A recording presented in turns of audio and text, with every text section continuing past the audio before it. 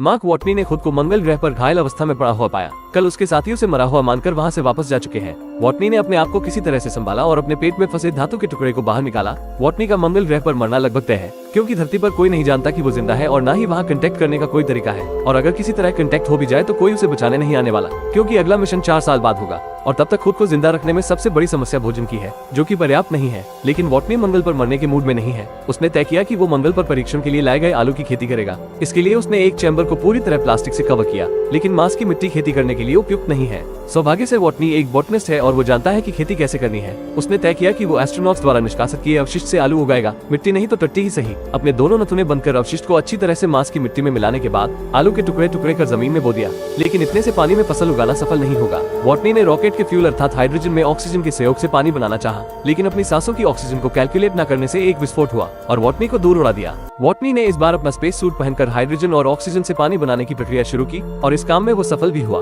कुछ ही दिनों में आलू के पौधे जमीन से बाहर आ गए थे। इधर धरती पर उसे मरा हुआ जानकर श्रद्धांजलि दे दी गई थी। फिर कुछ दिनों बाद सैटेलाइट से उस जगह पर हुई हलचल से वॉटनी के जिंदा होने का पता चला, लेकिन उससे संपर्क करने का अब भी कोई तरीका नहीं था। इधर वॉटनी को अब तैयारी करनी थी उस लोकेशन पर पहुंचने की जहां अगला मिशन उतरना था। वो अपने रोवर से हर रोज पहले की तुलना में ज्यादा यात्रा करता। कुछ दिनों बाद आलू की फसल तैयार थी कटने के लिए। वॉटनी ने उसमें से बड़े आलुओं को निकाला और पौधों को वापस बोने के लिए सावधानी पूर्वक रख दिया। फिर एक दिन उसे एक पूर्व में मंगल पर भेजे गए पाथफाइंडर का पता चला। वॉटनी ने वहां जाकर उसे ढूंढ लिया। धरती से नजर रख रहे वैज्ञानिकों ने भी वैसे ही पाथफाइंडर से उसे कनेक्ट कर लिया। संपर्क तो हो चुका था, लेकिन समस्या ये थी कि पाथफाइंडर में सिर्फ एक घूमने वाला कैमरा था, जिसे घुमाकर सिर्फ हाँ और ना में बात की जा सकती थी।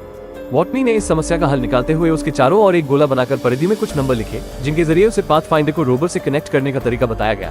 वॉटनी अब सीधे अपने कंप्यूटर पर उनसे बात कर सकता था। उन्होंने बताया कि वो जल्द ही उसके लिए खाना भेजेंगे। वॉटनी अब सीधे पृथ्वी पर संदेश भेज और प्राप्त कर सकता था। उसने मिशन पर साथ आए बाकी लोगों को उसके जिंदा होने की खबर न देने से नासा वालों को गाली भी दे डाली। फिर धरती पर वापस आ रहे उसके साथियों को वॉटनी के जिंदा होने की खबर दे दी गई। इधर वॉटनी के पास अब धरती से ईमेल्स भी आने लगे थे। लोग उसके द्वारा मंगल पर आलू की खेती से काफी उत्साहित थे। नासा वालों ने उसे अपनी एक फोटो भेजने को कहा और वॉटनी सोचने लगा उसे कौन सा पोज देना चाहिए। पृथ्वी पर नासा के अधिकारियों ने अनुमान लगाया कि आलू उगाने के बाद उसके पास लगभग 912 दिनों का खाना है, जबकि उसके पास और खाना भेजने में 868 दिन लगेंगे अगर सब सही रहा तो। लेकिन फिर हुई एक अनहोनी। वॉटनी के तंबू में एक छेद हुआ और बाहर का दबाव कम होने से एक धमाके के साथ सब कुछ तहस नहस हो गया। वॉटनी ने अपने टूटे हेलमेट को टैप लगा के ठीक किया, लेकिन उसकी फसल अब बर्बाद हो चुकी थी। यानी अब नए आलुओं की उम्मीद खत्म और बचे हुए आलुओं में से भी हर रोज एक पीस खाना होगा। खाना कम होने की वजह से मंगल जाने वाले रॉकेट को तय समय से बहुत पहले भेजने का निश्चय किया गया।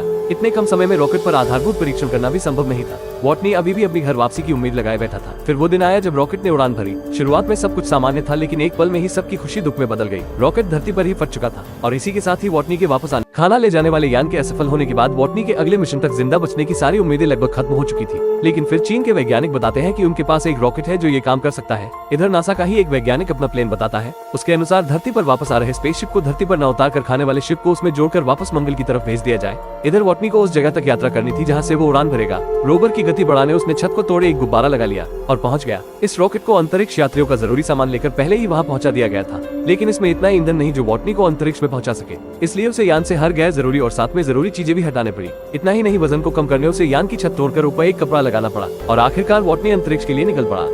प्रेशर से यान का तंबू खुल गया और स्पीड भी काफी कम हो गई, जो कि मुख्य यान तक पहुंचने के लिए काफी नहीं थी। तब कमांडर ने यान में मौजूद केमिस्ट को एक बॉम्ब बनाने को कहा। उस बॉम्ब को यान के अगले हिस्से में लगाकर उड़ा दिया गया। इससे यान की गति तो कम हो गई, लेकिन वॉटनी अब भी दूर था। फिर उसने अपने दस्ताने में एक छेद किया, जिससे वो हवा की मदद से आयरन मैन की तरह आगे बढ़ने लगा और आखिरकार उन्होंने उसे पकड़ लिया।